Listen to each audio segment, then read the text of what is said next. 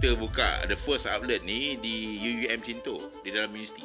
Ada maksud ke Richiamo ni? Actually sebenarnya sebutan yang betulnya is Rikiam. Oh, Allah, salah nyebutnya sama ni. Selama ni salah. Ya. Richiamo. Rikiam. Oh, dia nada. Dia macam Itali sikit. Dia ada lenggok sikit. Richiamo. Richiamo. Okey, lepas ni kena betulkan kan. So kalau ikut pronunciation Malaysia dia kata Richiamo, kita tak apa je kan. Okay je. Itu Melayu. So, maksudnya apa tu? Actually maksud dia memikat kan? Kopi yang memikat.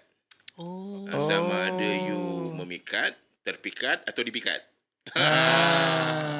Pasal mulanya kita buka the first outlet ni di UUM Cinto, di dalam universiti. Itulah ceritanya kan. So dalam universiti tu ada 20,000 student. Most of the student memang orang cakap female lah kan. Tu orang cakap kalau naik bas di situ tu, lelaki naik kena bu. Out of satu bas 40 orang tu mungkin 5 orang lelaki.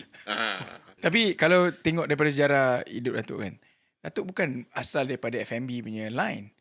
Kalau Datuk boleh share sikit asal usul and then kemudian pergi berkecimpung F&B tu macam mana tu? Okey, sebenarnya kalau ikut sejarahnya memang di kalangan keluarga saya memang saya daripada F&B sebenarnya. Oh. Sebenarnya Keluarga saya asal daripada mana? Saya dah asal daripada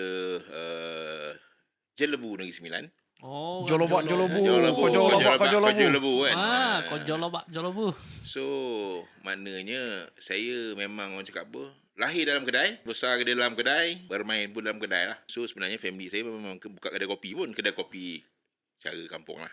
Warung kopi lah tepi jalan. Yeah, ada kedai. And then, di situlah saya orang cakap apa? Memang saya dididik untuk orang cakap apa? Bekerja, kerja-kerja harian membantu family kan. Basuh pinggan ke, persiapan untuk perniagaan ke. Dan di satu pekan kecil di Simpang Durian Jelebu tu.